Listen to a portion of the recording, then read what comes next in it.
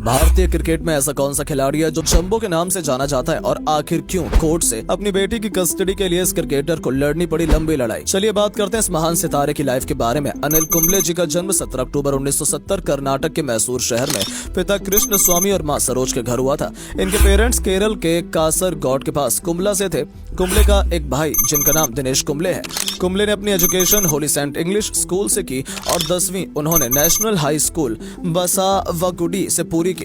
उन्होंने बेंगलोर की सड़कों पर क्रिकेट खेलना शुरू किया और 13 साल की उम्र में यंग क्रिकेटर्स नाम के क्लब में शामिल हो गए। हाई स्कूल के बाद उन्होंने नेशनल प्री यूनिवर्सिटी कॉलेज बसावनगुडी से 12वीं पूरी की। कुंबले बाद में 1991-92 में राष्ट्रीय विद्यालय कॉलेज ऑफ इंजीनियरिंग से बीई मैकेनिकल इंजीनियरिंग में बनकर निकले। पढ़ाई चल रही थी और साथ ही साथ एक अच्छे खिलाड़ी बनने की कोशिश भी जारी थी। फिर आया वो दिन जब कुंबले ने अपना पहला डेब्यू किया। वो दिन था 30 नवंबर 1989 का, जब अनिल कुंबले ने कर्नाटक की तरफ से खेलते हुए हैदराबाद के खिलाफ अपना पहला डेब्यू किया, जिसमें कुंबले बल्लेबाजी करते हुए दोनों ही पारियों में 0 के स्कोर पर आउट हुए। लेकिन उनकी गेंदबाजी के लिए उन्हें सराहा गया और उन्होंने अपनी गेंदबाजी से 4 विकेट लिए और यही वजह रही कि उनके खराब प्रदर्शन भी अच्छी याद में बदल गया था। आपको ये बताना बहुत जरूरी है कि भारतीय क्रिकेट इतिहास में अनिल कुंबले को सबसे सफल स्पिन गेंदबाज के रूप में जाना जाता है, लेकिन उन्होंने अपने करियर की शुरुआत एक मीडियम पेस बॉलर के रूप में की थी। साथ ही एक बेहतरीन बल्लेबाज भी हुआ करते थे। खैर, अनिल कुंबले अपने करियर में आगे बढ़े और उन्हें पाकिस्तान के खिलाफ भारत की अंडर 19 टीम में शामिल किया गया। पहले टेस्ट में उन्होंने 113 रनों की पारी खेली और दूसरी बार 76 रन बनाए और लगातार बेहतरीन प्रदर्शन करने का फल भी कुंबले को जल्द मिला, जब इन्हें 5 फर्स्ट क्लास मैच खेलने के बाद ही भारत की अंतर्राष्ट्रीय क्रिकेट टीम में शामिल होने का मौका मिला। उन्होंने 25 अप्रैल 1990 को ऑस्ट्रेलिया एशिया कप में श्रीलंका के खिलाफ अपना पहला वनडे मैच खेला था। उन्होंने पाकिस्तान के खिलाफ एक और खेल खेला और 2 विकेट लिए। इसी साल कुंबले को इंग्लैंड के खिलाफ अपना पहला टेस्ट डेब्यू करने का मौका मिला, जिसमें इन्होंने मैनचेस्टर के मैदान पर पहली पारी में 105 रन देकर 3 विकेट लिए और मैच की दूसरी पारी में कोई विकेट नहीं लिया, जिसके परिणाम स्वरूप मैच ड्रॉ हो गया। खराब शुरुआत के कारण अनिल कुंबले को आलोचनाओं का सामना भी करना पड़ा और बहुत से लोगों ने कहा, यहाँ तक कह दिया कि अनिल कुंबले एक अच्छे स्पिन गेंदबाज नहीं है। और इतना ही नहीं, पूर्व कप्तान टाइगर पटौदी ने तो यहाँ तक कह दिया कि ये लड़का भारतीय टीम के लिए एक भी मैच नहीं जीत सकता है। और इन्हीं सब बातों के चलते कुंबले का क्रिकेट करियर 2 सालों के लिए थमसा गया और जब उन्होंने देखा कि उनका क्रिकेट का सपना अब उनके हाथ से फिसलता नजर आ रहा है, तो उन्होंने साल 1991 में अपनी पढ़ाई पूरी की। ऐसा नहीं है कि कुंबले पूरी तरह से क्रिकेट का दामन छोड़ चुके हैं, वो अपने डोमेस्टिक करियर से सक्रिय थे और इस दौरान उन्होंने रेस्ट ऑफ इंडिया की तरफ से दिल्ली के खिलाफ एक मैच खेलते हुए अपनी शानदार जीत हासिल की और ईरानी ट्रॉफी में 108 रन देकर 13 विकेट अपने नाम किए और इसी के चलते उनकी टीम को जीत मिली थी। कुंबले के बेहतरीन प्रदर्शन ने क्रिकेट में उनकी वापसी का रास्ता क्लियर कर दिया और इन्हें साउथ अफ्रीका और जिम्बाब्वे के खिलाफ खेले जाने वाले टेस्ट मैचों के लिए टीम इंडिया में जगह मिल गई। इसके बाद 1992 में हुए साउथ अफ्रीकी दौरे पर पहली बार क्रिकेट फैंस ने ऐसे अनिल कुंबले को देखा जिसे आज महान गेंदबाज बताया जाता है। इसी मैच में कुंबले ने 18 विकेट अपने नाम किए, जो 1.48 की इकोनॉमी रेट से आए थे। अगले साल इंग्लैंड के खिलाफ खेलते हुए अनिल कुंबले ने टेस्ट सीरीज में 21 विकेट लिए, जिसमें मुंबई ने 165 रन देकर 7 विकेट लिए और भारत ने ये मैच एक पारी और 15 रन से जीत लिया। उनके अच्छे प्रदर्शन के लिए उन्हें मैन ऑफ द मैच चुना गया। बता दें, अनिल ने अपने टेस्ट करियर में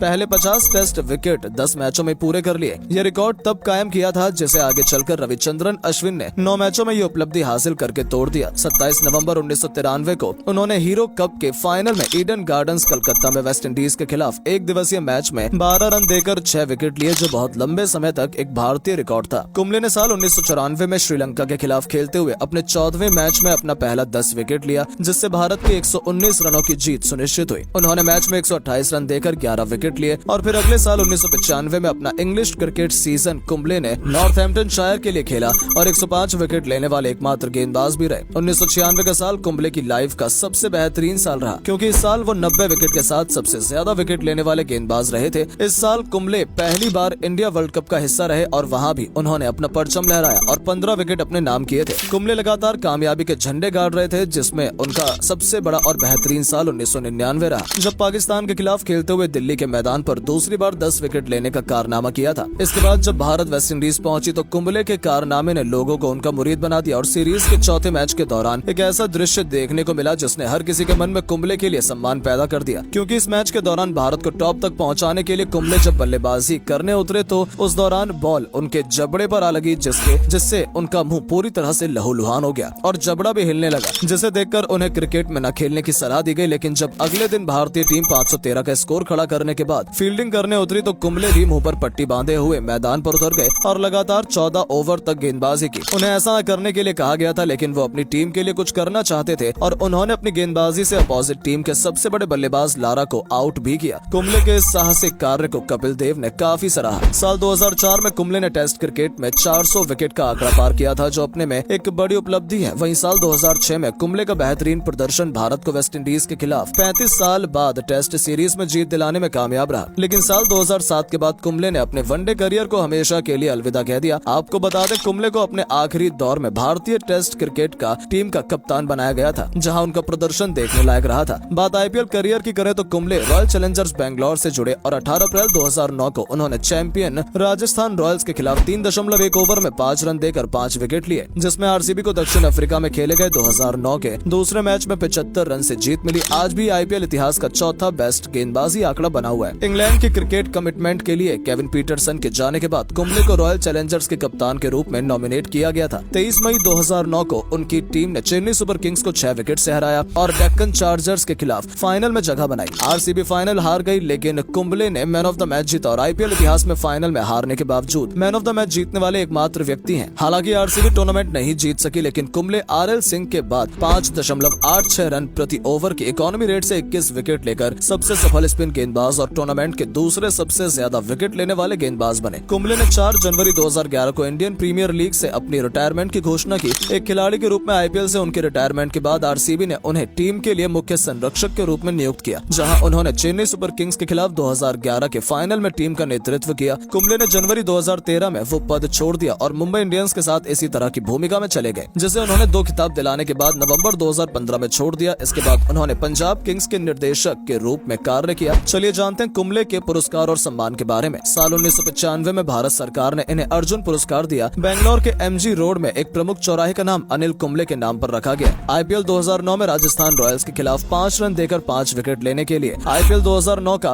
best breakthrough performance IPL 2009 का अवार्ड मिला। वहीं 2015 में ICC cricket hall of fame पुरस्कार भी जीता। दोस्तों, जब दिल किसी पर आ जाता है तो फर्क की सारी दीवारें मिट जाती है। ऐसा ही कुछ हुआ इस गेंदबाज के साथ जब एक शादीशुदा औरत पर इनका दिल आ गया। अनिल कुंबले और चेतना की मुलाकात एक ट्रैवल एजेंसी के दौरान हुई, जहां चेतना काम करती थी। यहाँ आपको बता दें, चेतना पहले से शादीशुदा थी। उन्होंने साल 1986 में मैसूर में एक स्टोर ब्रोकर से शादी की थी। हालांकि वो इस शादी में खुश नहीं थी और जब अनिल पहली बार चेतना से मिले तो दोनों की दोस्ती हो गई और धीरे धीरे ये दोस्ती प्यार में बदल गई। जब अनिल ने चेतना को प्रपोज किया तो चेतना ने उनका ये प्रपोजल ठुकरा दिया, क्योंकि वो पहले से ही अपनी पहली शादी से नाखुश थी और वो नहीं चाहती थी कि वो दोबारा अपनी लाइफ में ऐसा कोई रिश्ता बनाए जिससे उन्हें फिर से ठेस पहुंचे। लेकिन अनिल के प्यार ने चेतना का दिल जीत लिया और साल 1999 में दोनों ने शादी कर ली। चेतना को अपने पहले पति से एक बेटी थी जिसे वो अपने साथ रखना चाहते थे, लेकिन यहाँ इनका पति इस बात के खिलाफ था। वो अपनी बेटी को चेतना को नहीं देना चाहता था। इस जगह अनिल ने चेतना का साथ दिया और बेटी की कस्टडी लेने के लिए कानूनी लड़ाई भी लड़ी। आज कुंबले और चेतना 3 बच्चों के माता पिता हैं। अनिल कुंबले की सालाना इनकम लगभग 2 करोड़ से भी अधिक है। हालांकि इसके अलावा वो एडवर्टाइजिंग करके भी बहुत पैसे अर्न कर लेते हैं। वहीं अनिल कुंबले लग्जरी गाड़ियों के भी बहुत शौकीन है। अनिल जी के घर में कम से कम 4 से 5 करोड़ की तो केवल लग्जरी गाड़ियां ही खड़ी हुई हैं। तो दोस्तों, अनिल कुंबले की बायोग्राफी अगर आपको पसंद आई हो तो वीडियो को लाइक और पेज को फॉलो करना बिल्कुल ना भूलें। धन्यवाद।